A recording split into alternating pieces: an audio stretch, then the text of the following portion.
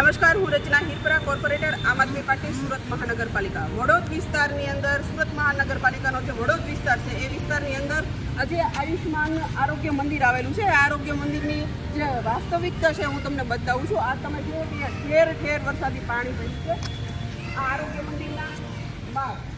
અને આગળ જઈએ અને જોઈએ તો હમણાં જ આપણે સોલિડ વેસ્ટમાં ભારતમાં પહેલો નંબર સુરત લઈએ એવું છે. તો સોલિડ વેસ્ટના નામે તમે જુઓ કે આરોગ્ય મંદિરની પાછળ ઠેર ઠેર જે આ કોર્પોરેશનની જગ્યા છે એ જગ્યામાં તમે જુઓ કચરો. આ આરોગ્ય મંદિરની દિવાલ છે એમની પાછળ દારૂની બોટલો, અસંખ્ય દારૂની પોટલીઓ, અને અહીંયા જે બાકડા મૂકા છે એ એવું લાગે છે ધારાસભ્યના જે બાકડા અહીંયા મૂકેલા છે માત્ર ને માત્ર દારૂ પીવા માટે જ મૂક્યા હોય એવું સ્પષ્ટ દેખાય છે. આ તમે જુઓ કોર્પોરેશન એવોર્ડ આવે છે, સુરત એવોર્ડ આવે છે, સત્તામાં બેઠેલા બહુ વાહવાહી બધા લૂંટે છે. આ તમે જુઓ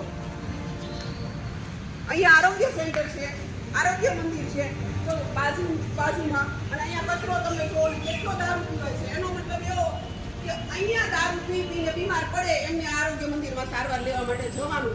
એવી જગ્યાએ બનાવેલું છે કે કોઈ સારો માણસ અહીંયા કોઈ સારવાર લેવા ન આવી શકે. નેટ અહીંયા દારૂના અડ્ડાઓ ચાલે છે. અને ગંદકી તમે જો આરોગ્ય મંદિરની બાજુ. અને કોર્પોરેશન કોઈ વ્યક્તિના ધાબા પર ખોબો પાણી ભરાણું હોય તો તરત સ્લીપ મારીને આપી આવે છે. પરંતુ અહીંયા આટલો આરોગ્ય મંદિર પાસે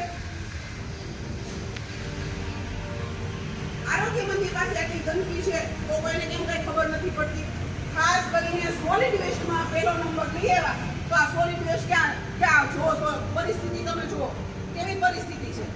કયા બેન્ચ ઉપર નંબર લઈ આવે છે. આ આરોગ્ય મંદિરની બાજુમાં જો આવું હોય તો આખા સુરતમાં તમે વિચાર કરો કે કેવી પરિસ્થિતિ હશે.